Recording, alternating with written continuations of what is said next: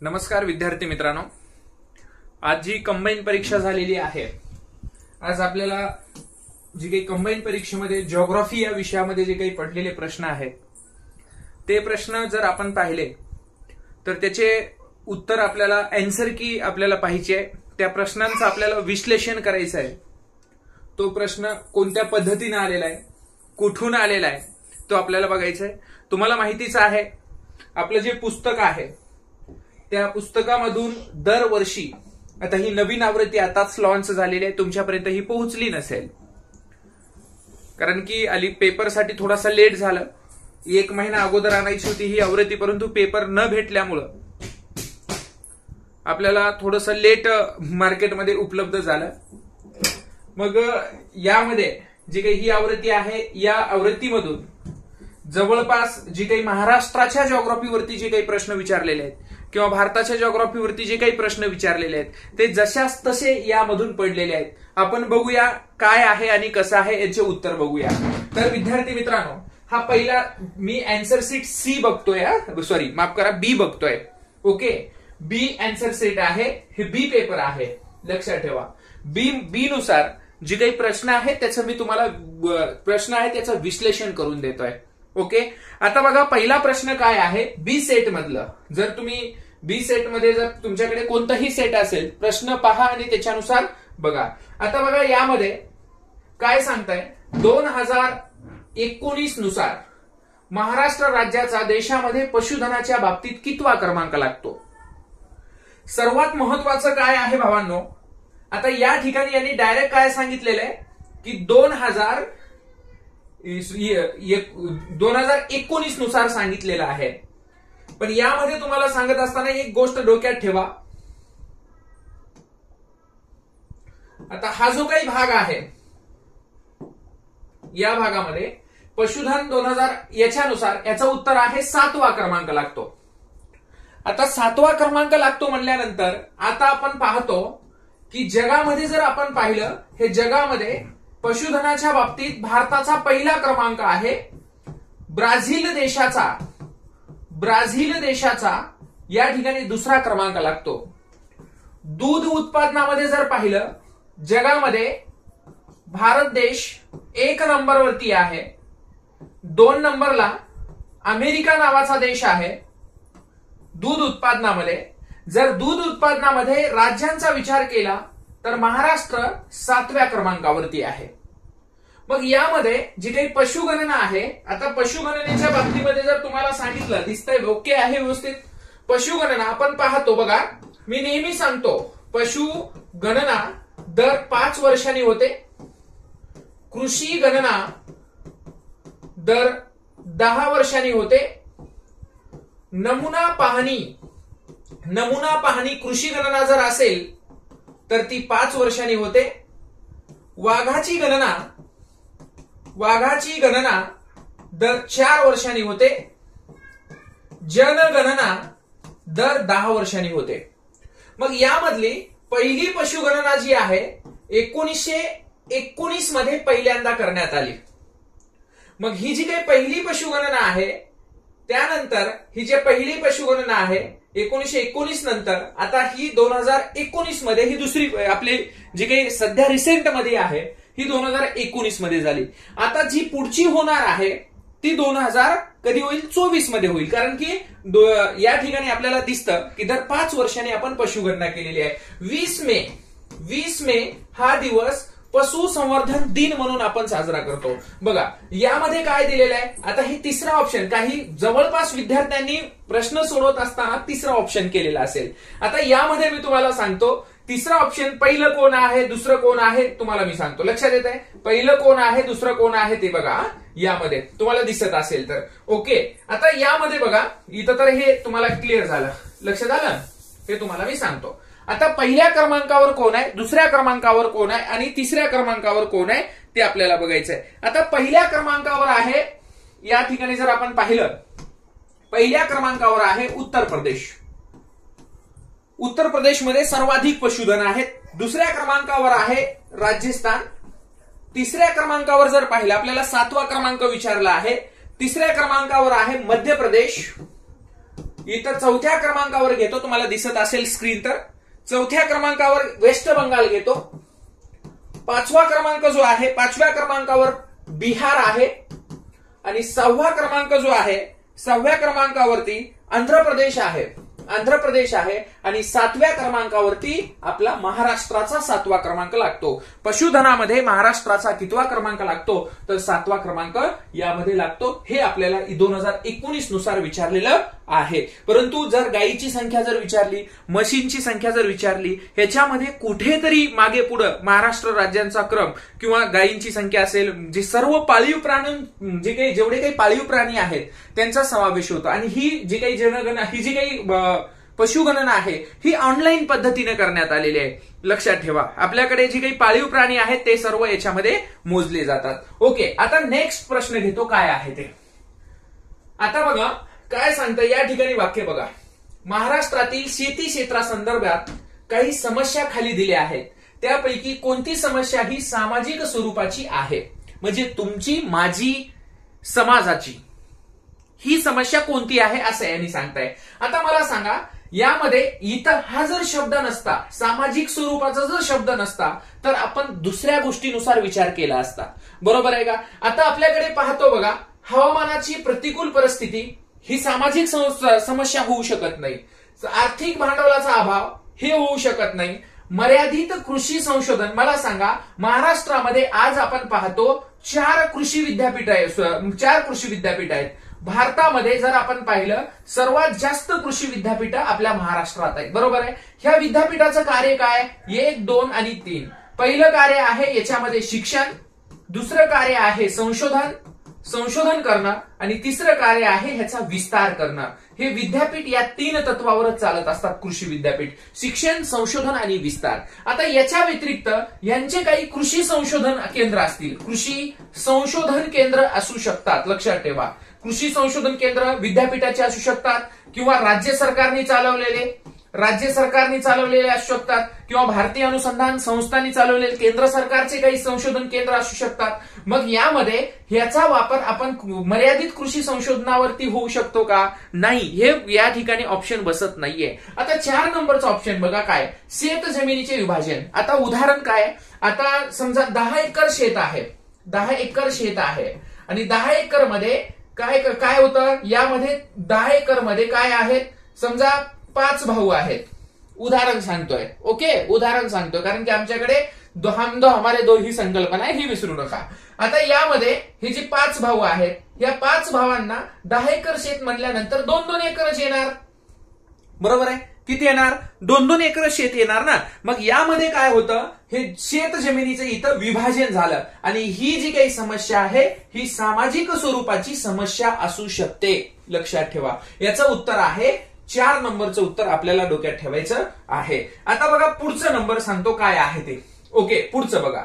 आता या ठिकाणी तुम्हाला लक्षात येत असेल, महाराष्ट्राच्या पश्चिमेस, महाराष्ट्राच्या, दिसतंय ना स्क्रीनवरती, स्क्रीन थोडीशी मोठी करतो म्हणजे तुम्हाला दिसेल अजून. येस, ओके, प्रश्न वाचून घ्या. महाराष्ट्राच्या पश्चिमेस उत्तर दक्षिण दिशेस कोणता पर्वत डोंगर आहे. आता मला सांगा, ज्यांनी नाही केला त्याला भी हा प्रश्न येतो. महाराष्ट्राच्या उत्तर दक्षिणेस म्हणताय म्हणजे ह्याची व्याख्या सांगत असताना मी बॅच मध्ये सुद्धा मुलांना तुम्हाला सारखं सांगितलेलं आहे. पूर्ण वाक्य, जेवढे प्रश्न आज परीक्षेमध्ये आले टोटल प्रश्न कट टू कट आपण बॅच मध्ये शिकवलेला आहे. कुठल्याही मुलाची वही घ्या आणि चेक करा. पुस्तकातले तर आहेतच, विषय ते नाहीये, बॅच मध्ये शिकवलेले सुद्धा ते आहेत. एवढं काही अवघड नाहीये. लक्षात ठेवा मी काय सांगतोय. आता बघा हे काय सांगतंय, पश्चिमेस उत्तर दक्षिण आहे. आता उदाहरण हा आपला समजू आपण, हा काय आहे, आपला महाराष्ट्र आहे असं समजू. हा आपला महाराष्ट्र आहे. महाराष्ट्राने इथं थोडस असं वर गेलेलं आहे आणि इथं थोडस, इथं काय अमरावती आहे, अमरावती असं होते. ओके, याला आपण काय म्हणूया,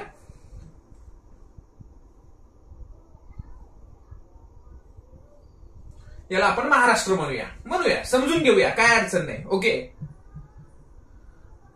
महाराष्ट्र म्हणूया. येस. आता यामध्ये बघा काय सांगताय? आता याला आपण प्राकृतिक विभागामध्ये वर्गीकरण करूया.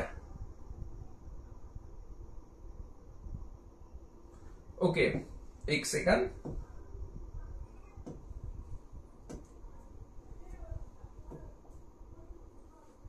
याचं काय करू? प्राकृतिक विभागामध्ये आपण वर्गीकरण करू.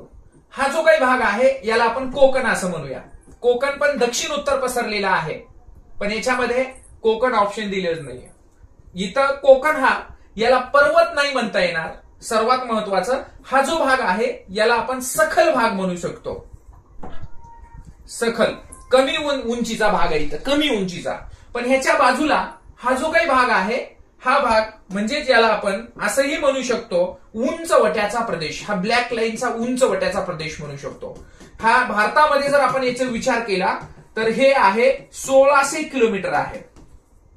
याचा जर महाराष्ट्रामध्ये विचार केला तर 440 किलोमीटर महाराष्ट्रामध्ये याचा विस्तार आहे.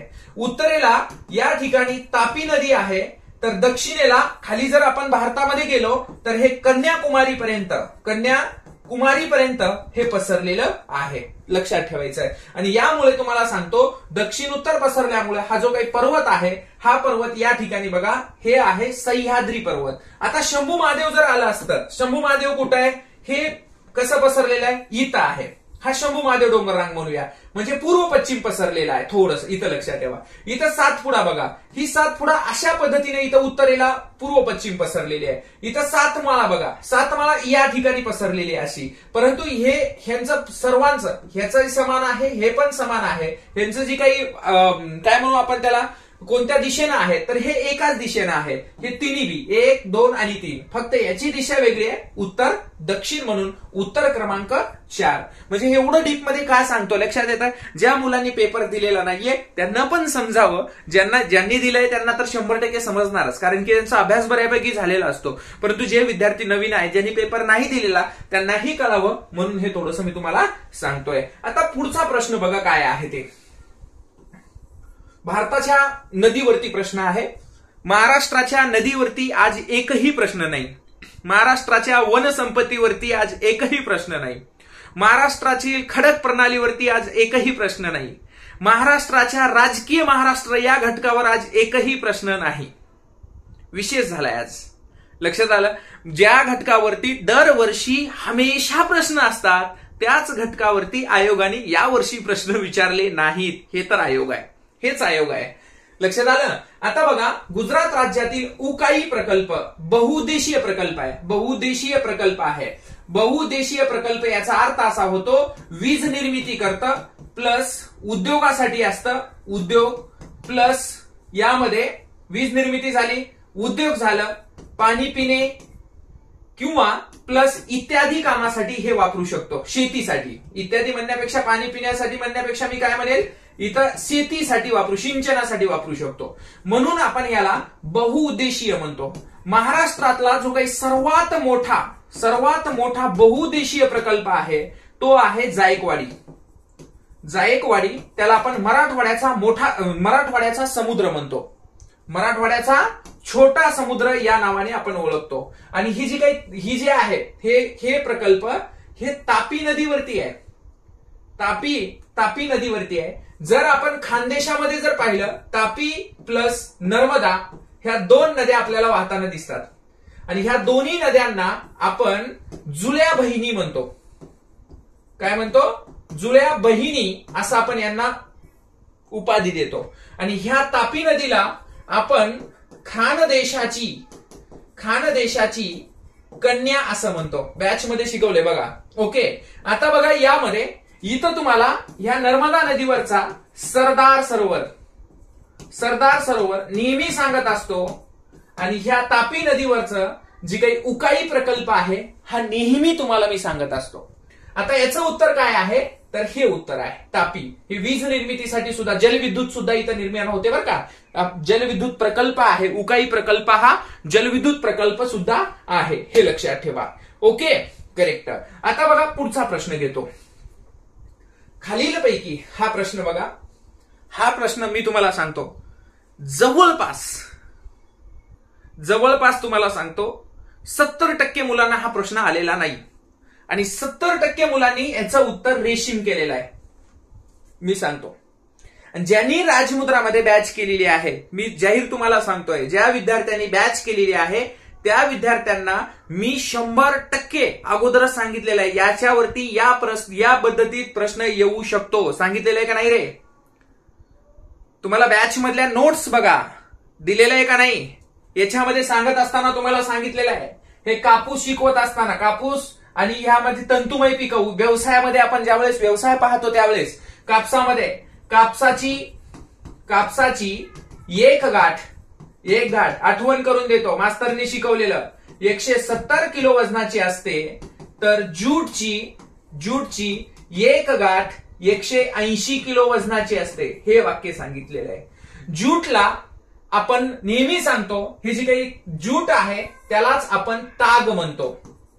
काय म्हणतो? ताग असं म्हणायला लागतो. ज्यूट यानी की ताग. आणि यालाच आपण या उपाधीने ओळखतो, सुवर्ण तंतू. ह्या दोन्हीमध्ये जर विचार केला, याच्या उत्पादनामध्ये वेस्ट बंगाल, क्षेत्रामध्ये पण आणि उत्पादनामध्ये पण वेस्ट बंगालचा क्रमांक लागतो. आपल्या पुस्तकामध्ये जर तुम्ही पाहिलं तर तुम्हाला ह्याच्या सर्व डिटेल्स तुम्हाला पुस्तकामध्ये पाहायला मिळतील. सर्व डिटेल्स. ह्याचं जर अधिक माहिती तुम्हाला, ह्या विश्लेषणचं जर अधिक माहिती पाहिजे असेल तर पुस्तकामध्ये बघा. तुम्ही तिसरी आवृत्ती घेतलात तरी चालेल, दुसरी आवृत्ती घेतलात तरी चालेल. आणि आता आलेली जी काही नवीन आवृत्ती आहे, आता ती तर जुनी आवृत्ती कुठं महाराष्ट्रामध्ये तुम्हाला भेटणार सुद्धा नाही, एवढं शॉर्टेज होतं. पण आता जी आवृत्ती आहे त्याच्यामध्ये सुद्धा तुम्हाला हे सर्व डिटेल्समध्ये ज्याचं विश्लेषण मी करतोय, ते विश्लेषण तुम्हाला एकदम कट टू कट डिटेल्समध्ये त्याचं त्या ठिकाणी तुम्हाला भेटेल. ओके. आता बघा, यामध्ये हे वेस्ट बंगाल. आता लोकर जर विचारलं, गेल्या वर्षी लोकरवर प्रश्न होता, माहितीये का तुम्हाला? आशिया खंडातील सर्वात मोठी लोकरीची बाजारपेठ बिकानेर विचारलं होतं. बिकानेर राजस्थानमध्ये. आठवतंय का? तुम्हाला मी सांगत असताना ह्या उद्योगाबद्दल सुद्धा बोललो होतो. चंद्रिका विचारू शकतात म्हणून. चंद्रिका कशा संदर्भात आहे? रेशीम उद्योगासंदर्भामध्ये बोललो होतो का नाही? करेक्ट बोललो होतो. कापसाची पूर्ण हिस्ट्री, कापूस सांगत असताना कोणता उद्योग आहे, काय आहे, याच्या जाती कोणत्या, प्रत्येक गोष्ट तुम्हाला कट टू कट सांगितलेली आहे, लक्षात ठेवा. ओके. प्रत्येक गोष्ट तुम्हाला या ठिकाणी मी कट टू कट सांगितलेली आहे. लक्षात आलं? एकच मिनिट.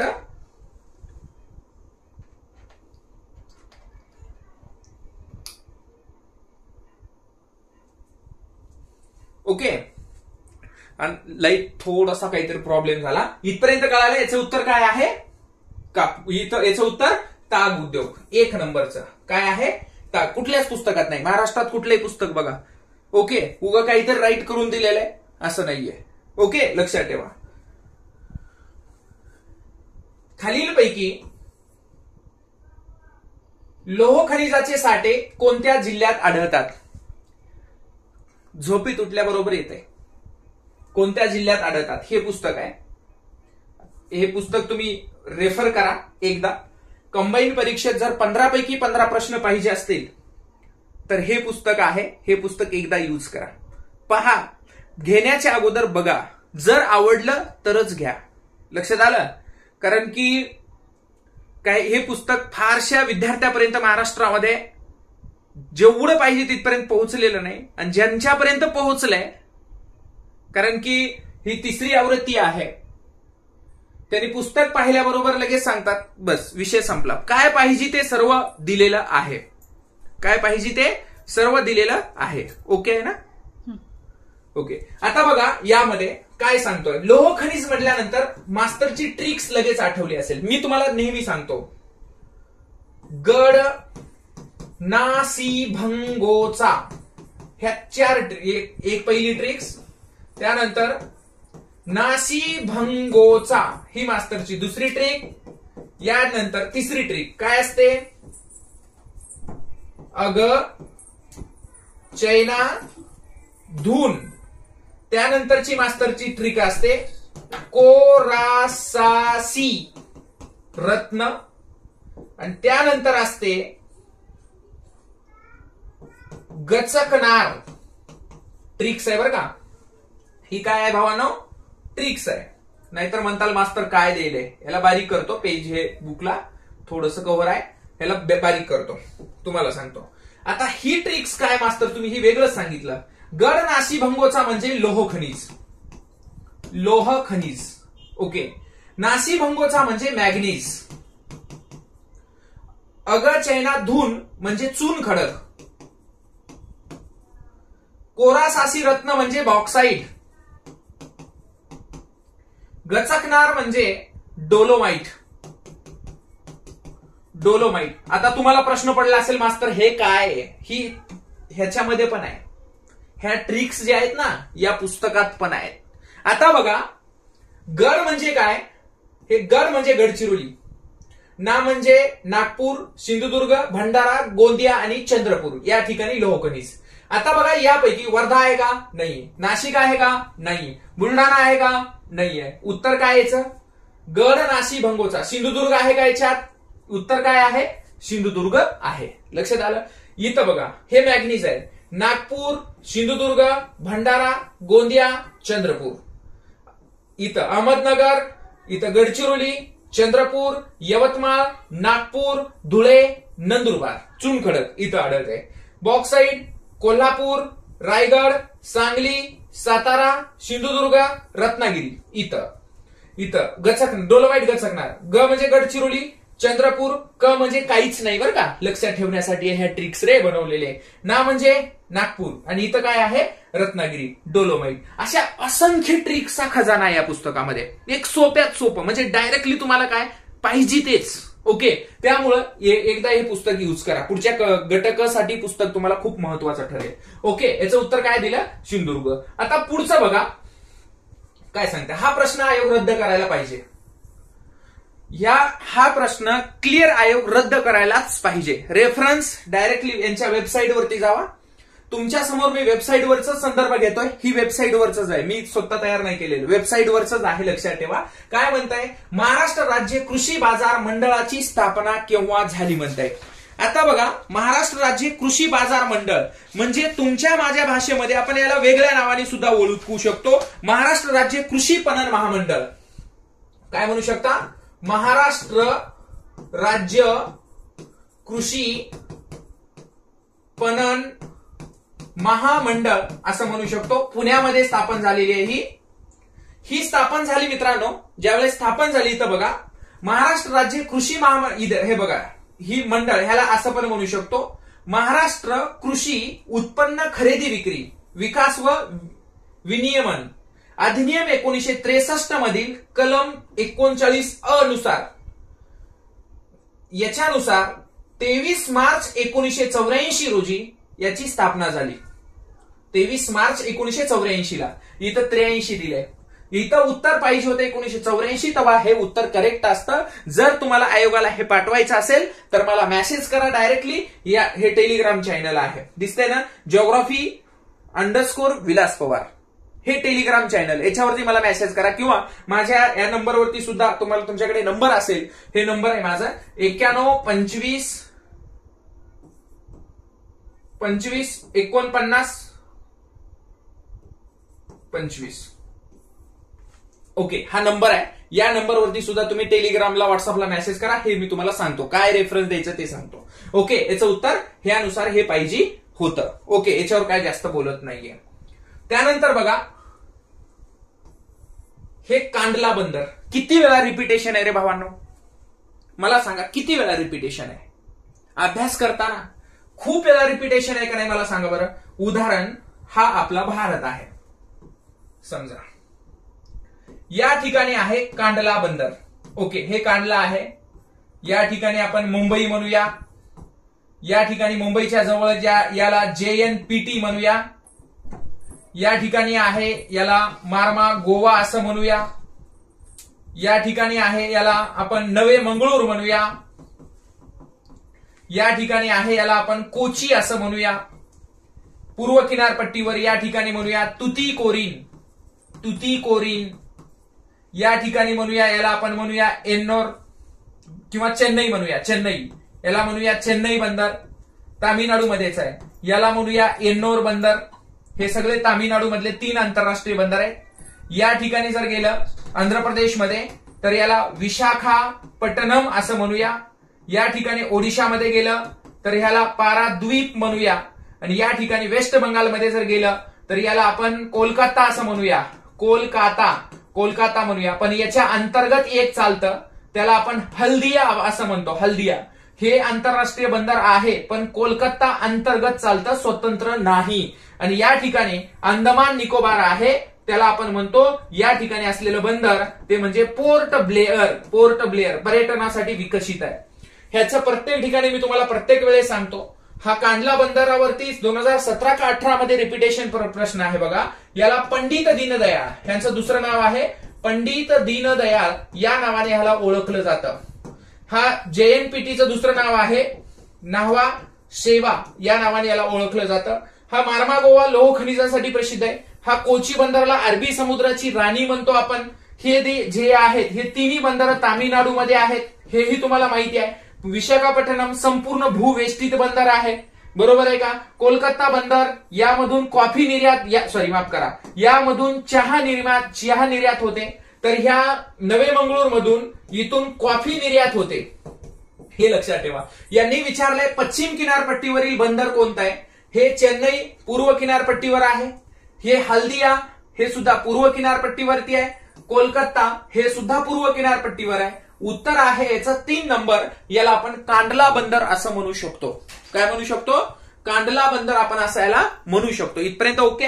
आता पुढचा बघा, पुढचा प्रश्न काय आहे ते थोडंसं फास्ट घेतो. हा प्रश्न इकॉनॉमिक्सच्या हिशोबाने आपल्या ह्याच्यामध्ये आलेला आहे. हा प्रश्न का टाकला मित्रांनो माहितीये?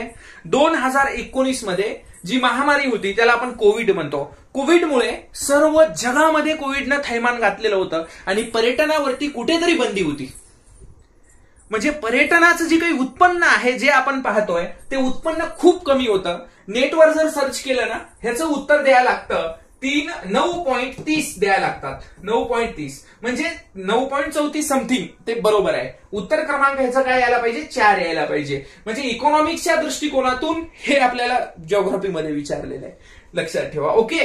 कारण की पॅटर्न त्यांना बदलायचा असेल, MPSC आहे ती कुठल्याही पद्धतीनं पॅटर्न बदलू शकते, तिच्या मनावर आहे. ओके, बरोबर आहे का नाही. आता बघा हा जो प्रश्न आहे, तुम्ही म्हणत असता पुस्तकामध्ये तुम्हाला रेफरन्स आपल्या पुस्तकात आहे बरं का, तुम्ही म्हणत असताल नाही, 181 पेज वरती असेल. 181 पेज नंबर वरती बघा, जवळपास सगळेच प्रश्न तुम्हाला सांगतो. ओके, पेज नंबर सगळ्याचे सांगतो वाटल्यास. आता बघा, तुम्ही म्हणताल महाराष्ट्राचं पुस्तक आहे आणि भारताचं कसं आहे? कारण की पुस्तक बनवत असतानाच असं बनवलेलं आहे, तुलनात्मक बनवलेले, तुलना करून पुस्तक बनवलेले. ज्या ठिकाणी महत्वाचं वाटते ना लगेच महाराष्ट्राची तुलना भारताशी. आता याच्यामध्ये आज तुम्हाला हे उद्योग विचारले, भिलाई उद्योग विचारले. उद्या पुढच्या परीक्षेमध्ये आज लिहून ठेवा तुम्ही, टिस्को, इस्को आणि व्हिस्को, लोहपोलाद जी कारखाने आहेत ना, टिस्को, इस्को आणि व्हिस्को, याच्याबद्दल पुढच्या परीक्षेमध्ये प्रश्न असणार, तुम्ही डोक्यात ठेवा. पश्चिम बंगाल, आता इथं पश्चिम बंगालमध्ये आहे दुर्गापूर, पश्चिम बंगालमध्ये दुर्गापूर आहे. ओडिशामध्ये आहे रूरकेला आहे. आता हे भिलाई आहे छत्तीसगडमध्ये, भिलाई आहे. लक्षात आलं? छत्तीसगडमध्ये कोणतं आहे? भिलाई आहे. आता मला हे 1962 मध्ये हे स्थापन झालेलं आहे या ठिकाणी. आणि हे जे आहे रूरकेला 1954 मध्ये, ह्याला दुसऱ्या देशाचं सहकार्य भेटले बरं का. ह्यांना दुसऱ्या देशाची मदत घेऊन हे प्रकल्प बनवण्यात आलेले आहेत. हे भिलाई लोहपोलाद प्रकल्प हे छत्तीसगडमध्ये स्थापन झालेले. ह्याचं उत्तर आहे छत्तीसगड, हे लक्षात ठेवा.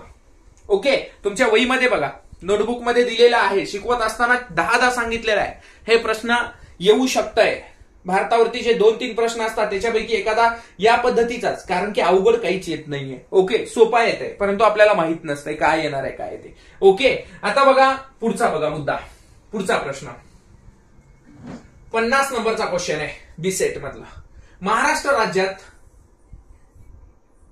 1911 ते 1921 या दशकात लोकसंख्या वाढ हे ऋणात्मक होती. याचे कारण म्हणजे काय? आज आपण पाहतो, आपण इतिहास वाचतो, दर 100 वर्षात आमच्याकडे काही ना काही महामारी येत असते. आता त्या कालखंडामध्ये जन्मदर कमी होते का? नव्हते. आता बघा, त्या कालखंडामध्ये तर आरोग्याच्या सुख सुविधा सुद्धा नव्हत्या, कारण की त्यावेळेस कायदे सुद्धा नव्हते. आज आमच्या महाराष्ट्रामध्ये असा कायदा आहे, आमच्या भारतामध्ये असा कायदा आहे, हम दो हमारे दो. तिसरं अपत्य असेल तर कुठली परीक्षा सुद्धा देता येत नाही. रेशन धान्य सुद्धा भेटत नाहीये, तिसरं अपत्य असेल तर, लक्षात ठेवा असा कायदा आहे आमच्याकडे. परंतु त्यावेळेस असं नव्हतं, कारण की त्यावेळेस जी काही लोकसंख्या आपण पाहतो खूप मोठ्या प्रमाणामध्ये वाढायची. यामध्ये बघा त्या काळातील कमी जन्मदर हे नव्हतं, कारण की त्या ऋणात्मक असायची, तिथं जास्त जन्मदर होता त्या कालखंडामध्ये. पुरामुळे झालेले मृत्यू विशेष नाही, तिथं पूर वगैरे इथं विशेष नाही, औद्योगिकरणाचा अभाव विशेष नाही. हे विषय आहे साथीच्या रोगामुळे मृत्यू दरात वाढ झालेली होती. ओके, एवढे साथीचे रोग, प्लेग, देवी सारखे जे रोग आहेत ना, त्या रोगांनी थैमान घातलेला होता. तुम्हाला सांगतो कोविड सुद्धा त्याच लेवलचा होता, कोविडनं सुद्धा तेवढेच लोक मेले असते. पण प्रॉब्लेम असा होता 100 वर्ष पुढे आलो होतो आपण.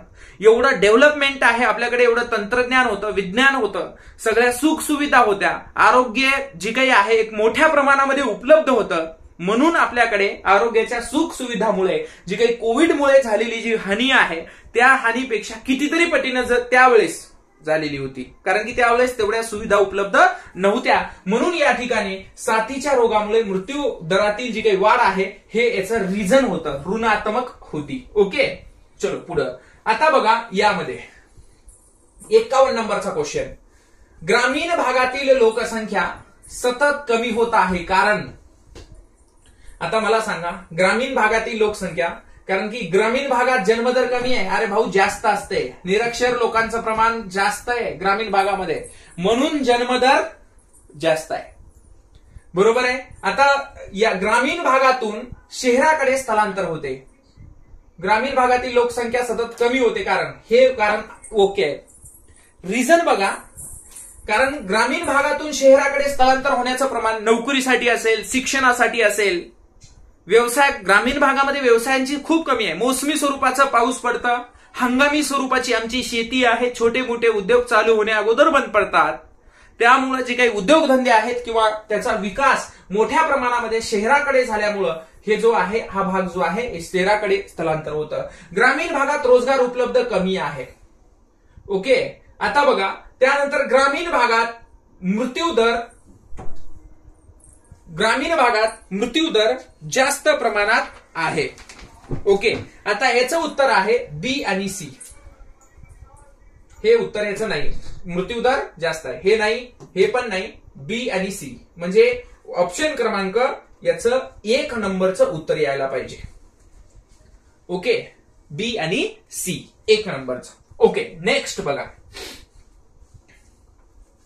नेक्स्ट तुम्हाला जर हे पाहायचं असेल बघा, मे महिन्यात सरासरी तापमान सर्वात जास्त या प्रदेशात असते. जशाच तशा ओळी आहेत पुस्तकात बरं का, जशाच तसा आहे, काहीच त्याच्यामध्ये बदल केलेला नाहीये. 85 नंबरच्या पेजवरती बघा, उन्हाळा म्हणून आहे, तिथं एक पॉइंट आहे त्याच्यावरती. किनारपट्टीच्या प्रदेशामध्ये कधीच तापमान जास्त नसतं, कारण की त्या ठिकाणची हवा दमट प्रकारची असते, हवेमध्ये आर्द्रता ऑलरेडी असते. किनारपट्टीच्या प्रदेशामध्ये त्याला जसं जसं किनारपट्टीपासून आपण दूर जावं तसं तसं तापमान कधीही वाढत असतं.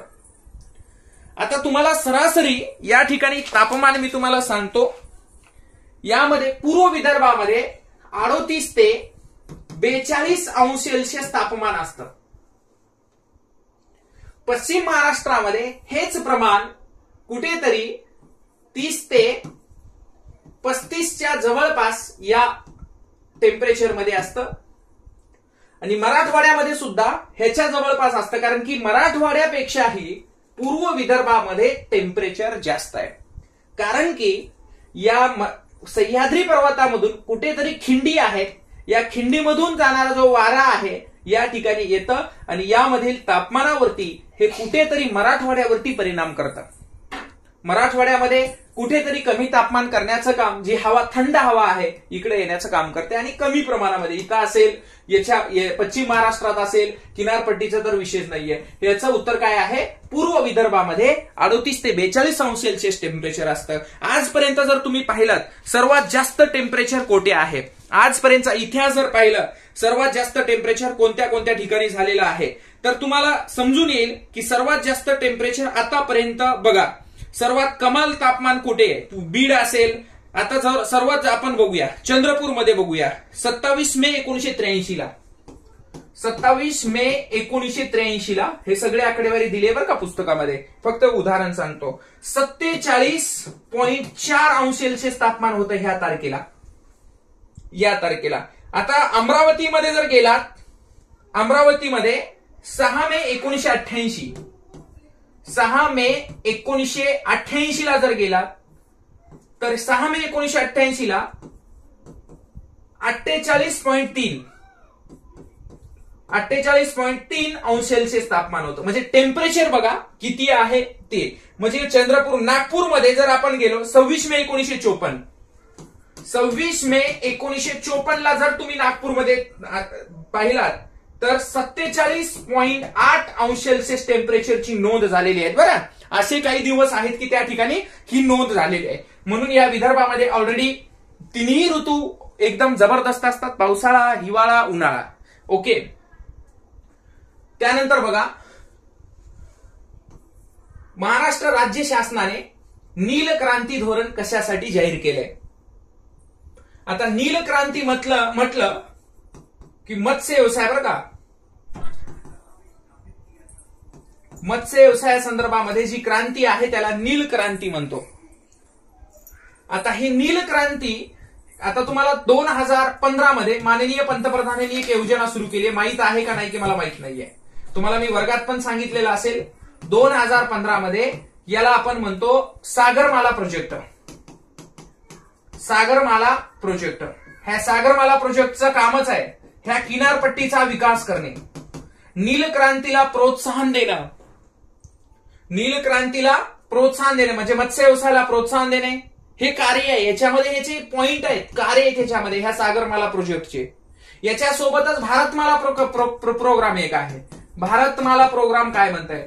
भारतमाला प्रोग्राम हे आहे की भारतमाला प्रोग्राम मध्ये जी काही किनारपट्टीचा वरचा भाग आहे हा भाग म्हणजे भूसीमा जी 15,200 किलोमीटरची भारताला भूसीमा आहे त्या भूसीमेला जे काही राज्य आहेत त्यांच्या किनारपट्टीचा विकास करणे ह्या भारतमाला ह्याच्यासाठी आहे आणि सागरमाला याच्यासाठी आहे. मग ही नील क्रांती मत्स्य व्यवसाय धोरण कधी जाहीर केलं तर 2017 मध्ये राज्य सरकारने हे धोरण जाहीर केलेलं आहे मत्स्य व्यवसायाच्या संदर्भामध्ये. आपल्याकडे गोड्या पाण्यातील मत्स्य व्यवसाय, खाऱ्या पाण्यातील मत्स्य व्यवसाय, आपल्याकडे वेगवेगळ्या प्रकार जे काही 720 किलोमीटरचा समुद्र किनारा महाराष्ट्राला लागलेला आहे. किती? 720 किलोमीटर. इथं 720 किलोमीटर समुद्र किनारा महाराष्ट्राला लागलेला आहे. भारताला एकूण जर पाहिलं आपण इंडियाला लागलेला समुद्र किनारा 75-17 किलोमीटरचा समुद्र किनारा हे भारताला लागलेला आहे. भारताच्या एकूण समुद्र किनाऱ्यापैकी 720 म्हणजे 9.58% समुद्र किनारा महाराष्ट्राच्या वाट्याला आहे. लक्षात आलं? म्हणजे एकूण भारताला जर आपण विचार केला एवढा समुद्र किनारा आहे ह्या बेटांसहित बरं का. म्हणजे इथं लक्षद्वीप असेल, इथं अंदमान निकोबार असेल, याच्यासहित 75. फक्त हेच जर पाहिलं भूसीमा मुख्य भूमी जर पाहिली तर 6,100 किलोमीटरचा आहे. म्हणजे नील क्रांती म्हणजे मत्स्य व्यवसायाला आपल्याकडे खूप मोठ्या प्रमाणामध्ये वाव आहे. खाऱ्या पाण्यातील मत्स्य व्यवसाय असेल किंवा गोड्या पाण्यातील मत्स्य व्यवसाय असेल. ओके. हे धोरण 2017चं आहे. त्यानंतर बघा हा जो प्रश्न 54 आहे काय म्हणते इथं बघा. शेतीवरती 2 प्रश्न आहेत बरं का यावेळेस. शेतीच्या व्यापारीकरणाने भांडवलदारी शेती प्रक्रियेला उत्तेजन मिळाले नाही. ह्या एका वाक्याने हे वाक्य चुकवलंय. मिळाले नाही यांनी हे वाक्य चुकवलंय. इतर जर मिळाले आहे असताना तर हे वाक्य राईट आलं असतं. शेतीच्या व्यापारीकरणाने भांडवलदारी शेती प्रक्रियेला उत्तेजन मिळाले आहे हे वाक्य बरोबर आलं असतं. जर इथं नाही कारण की या भांडवलदारी शेती प्रक्रियेला उत्तेजन मिळते. डोक्यात ठेवा इकॉनॉमिक्स कन्सेप्ट आहे. ओके. आता यामध्ये काय दुसरं काय शेतीच्या व्यापारीकरणामुळे भाडे तत्वावरील वहिवाट आणि वाटे हिश्शामधील जमीन लागवडीचे प्रमाण वाढले. कशामुळे? व्यापारीकरणामुळे. कारण की व्यापारीकरणामुळे जास्त प्रमाणामध्ये शेती वापरात आली आणि वापरात आल्यामुळे जी काही जमीन जी काही लागवडीखालील क्षेत्र आहे ते लागवडीखालील क्षेत्र ऑटोमॅटिक वाढलं. हे करेक्ट आहे. म्हणजे याच्यामध्ये बघा अ विधान चुकीचे आहे हे करेक्ट आहे आणि बी विधान बरोबर आहे. म्हणजे उत्तर क्रमांक 3 याचं उत्तर आलं पाहिजे. ओके, नेक्स्ट बघा, महाराष्ट्राच्या हवामानावर खालीलपैकी कोणत्या प्राकृतिक रचनेचा सर्वात जास्त परिणाम आहे? पुस्तकात हवामान टॉपिक ओपन करा, पहिलीच ओळ वाचा, 1 नंबरची ओळ वाचा. हवामान टॉपिक ओपन केलं ना आपण, पहिल्याच क्रमांकाची, मला वाटतं कितव्या नंबरचा आहे हा क्वेश्चन, मला वाटतं 83 नंबरच्या पानावरती आहे. जर तुम्ही पाहिलात ना, एकच पुस्तक वाचायचं तुम्हाला, मी सांगितलं ना, फक्त एक पुस्तक वाचा, एक पुस्तक. मार्क गेला की मला फोन करा भावांनो, डायरेक्ट. हे एकच पुस्तक, भूगोल कंबाईन करताय ना, कंबाईन साठी एकच पुस्तक वाचा, बाकी काहीच नाही. अगोदर पहा त्याच्यामध्ये काय दिलंय, काय कंटेन आहेत ते पहा, आणि नंतर पुस्तक घ्या. ओके, भाषा कशी वापरलेली आहे, ट्रिक्स आहेत का, डाटामध्ये काय आहे, हे सर्व गोष्टी पहा आणि त्यानंतर बघा. ओके, आता महाराष्ट्राच्या हवामानावर खालीलपैकी प्राकृतिक रचनेचा सर्वात जास्त परिणाम झाला आहे. आता मला सांगा हवामान काय आहे. आता उदाहरण आपण बघूया. हा आपला महाराष्ट्र आहे समजू आपण, मग जसं आपण घेतलं तशा पद्धतीने आपण, हा आपला महाराष्ट्र आहे समजू, बरोबर आहे. हा काय आहे, आपला महाराष्ट्र आहे असं आपण समजू, चालेल चालेल, हा महाराष्ट्र आहे. आता मला सांगा, या ठिकाणी हा कोकण आहे समजलं, या ठिकाणी हा सह्याद्री पर्वत आहे असं बी समजलं, चला चलू द्या मास्तर, समजलं. आता दख्खनचा पठार हे आहे पूर्ण, हा पठार भाग म्हणजे ह्याच्या पुढचा आहे. ओके, आता यापैकी हवामानावरती म्हणते, हवामान खालीलपैकी कोणत्या प्राकृतिक रचनेचा सर्वात जास्त परिणाम झाला. आता हवामानावरती, कारण की महाराष्ट्र भारताचंच हवामान बघा, हा भारताच हवामान या ठिकाणी बंगालचा उपसागर, या अरबी समुद्र आणि हिंदी महासागरामुळे वैशिष्ट्यपूर्ण बनलेला आहे. या ठिकाणी अरबी समुद्र असल्यामुळं या ठिकाणचा जो वारा आहे या सह्याद्री पर्वतामुळे अडवला जातो. म्हणजे किनारपट्टीचं मैदान, हे किनारपट्टीचं मैदान तर इथंच आहे, ह्याचा आणि ह्याचा याच्यावरती काही संबंध नाहीये. ओके, महाराष्ट्राच्या हवामानावरती म्हणजे किनारपट्टी ह्या कोपऱ्याला राहिली, महाराष्ट्र हा पूर्ण भाग आला पाहिजे, मग किनारपट्टीचं मैदान येऊ शकत नाही. दख्खनचा पठार पुढं आहे, याचा संबंध नाही. मुदखेड टेकड्या हे नांदेडमध्ये छोट्याशा टेकड्या आहेत, नांदेडमध्ये, याचा काही विषय नाहीये, नांदेड जिल्ह्यातल्या टेकड्या आहेत त्या, उगा ऑप्शन द्यायचं म्हणून दिलेलं आहे. या ठिकाणी याचं उत्तर आहे सह्याद्री पर्वत आणि सातपुडा डोंगररांग. काय उत्तर आहे, सह्याद्री पर्वत आणि सातपुडा डोंगररांग हे उत्तर आहे. त्यानंतर बघा, हा प्रश्न आपला नाहीये, आपले भूगोलचे प्रश्न संपले. हा प्रश्न मला वाटतं इको मधला आहे काहीतरी. आपण नेहमी बघा, देशातील द्वितीय क्रमांकाचा कृषी प्रधान उद्योग म्हणजे पहिला उद्योग आणि दुसरा उद्योग, महाराष्ट्रातला जुना उद्योग, पहिला उद्योग आपण काय म्हणतो, देशातील सर्वात जुना व संघटित क्षेत्रातील उद्योग हे आहे कापड उद्योग, सुती कापड उद्योग. KND कावजी नानाभाई दावर यांनी 1854 मध्ये मुंबई या ठिकाणी पहिली कापड गिरणी सुरू केली, कावजी नानाभाई दावर यांनी. आता बघा, देशातील द्वितीय क्रमांकाचा उद्योग म्हणजे साखर उद्योग. पहिला सहकारी कायदा 1904 मध्ये अंमलात आला. 1920 मध्ये भारतात पहिल्यांदा पहिला साखर कारखाना स्थापन झाला. 1948-49 ला सहकारी तत्वावरती पद्मश्री विखे पाटील आणि धनंजय गाडगीळ यांच्या प्रयत्नाने प्रवरानगर, लोणी म्हणजेच आताचा अहमदनगर जिल्ह्यामध्ये म्हणूया, या ठिकाणी हा पहिला साखर कारखाना सुरू झाला सहकारी तत्वावरचा. म्हणजेच या ठिकाणी हा पहिल्या क्रमांकाचा उद्योग जर हे असेल तर दुसऱ्या क्रमांकाचा उद्योग हा असेल, हे 2 असेल. आता प्रश्न ह्या दोन्ही वरून सुटतं का बघा. अचं 3 आहे का, एचं 3 कुठं कुठं आहे, एचं 3 हे कटलं, हे तिन्ही बी आलंय. बीचं 1 आहे का कुठं, बीचं 1 हे कटलं, राहिला प्रश्न बीचं 1 इथं राहिला. आता याच्यामध्ये हे बी कटले. आता उत्तर काय यायला पाहिजे, 3 नंबर. काय उत्तर यायला पाहिजे याचं, 3 नंबर. म्हणजे काय, इथं सीचं 2 म्हणजे याचं काय यायला पाहिजे, म्हणजे जलद औद्योगिकरणास कारणीभूत ठरणारा उद्योग, लोह व स्टील उद्योग. आणि नवीन तंत्रज्ञानाचा वापर म्हणजे वाहन उद्योग, हे याचं आलं पाहिजे. उत्तर क्रमांक 3. ओके मित्रांनो, लक्षात ठेवा. आता याच्यामध्ये हा जो प्रश्न आहे गेल्या वेळेस पण आलेला आहे बरं का.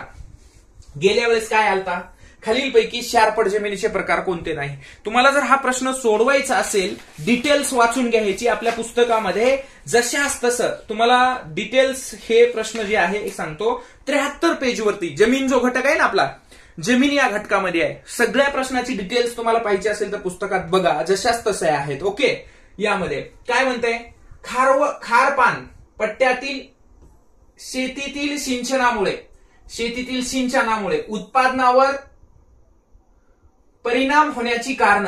उत्पादनावर परिणाम बघा, शेतीतील सिंचनामुळे म्हणताय बघा, इथं सिंचन हा प्रमुख घटक यांनी ठरवलाय.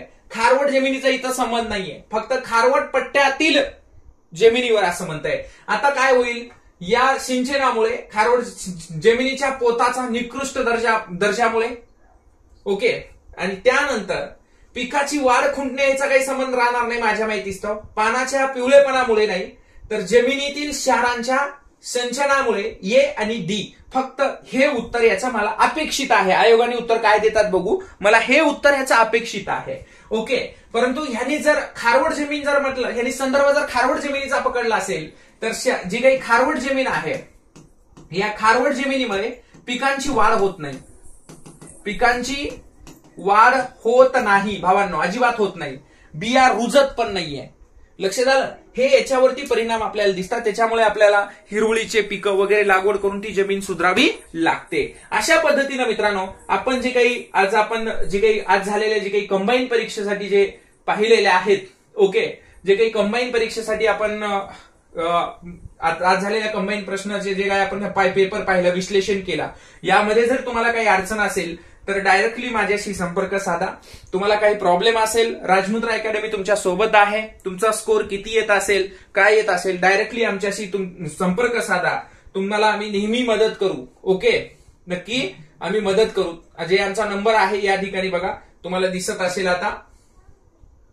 ओके, इथपर्यंत आजच्या पेपरचं विश्लेषण हे दोन्ही नंबर आहेत. काही अडचण असेल, पुस्तक पाहिजे असेल तर ह्या नंबरवरती संपर्क साधा.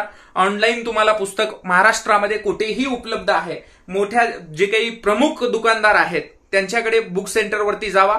जरी त्यांच्याकडे उपलब्ध नसेल तरी डायरेक्टली या नंबरवरती त्यांना हा नंबर द्या, कॉल करायला सांगा. 2 दिवसामध्ये आम्ही त्या ठिकाणी पुस्तक पाठवून देऊ. ओके, आपल्याकडे बघा अलीकडच्या आता काही दिवसांमध्ये आपले अनेक पुस्तकं येत आहेत.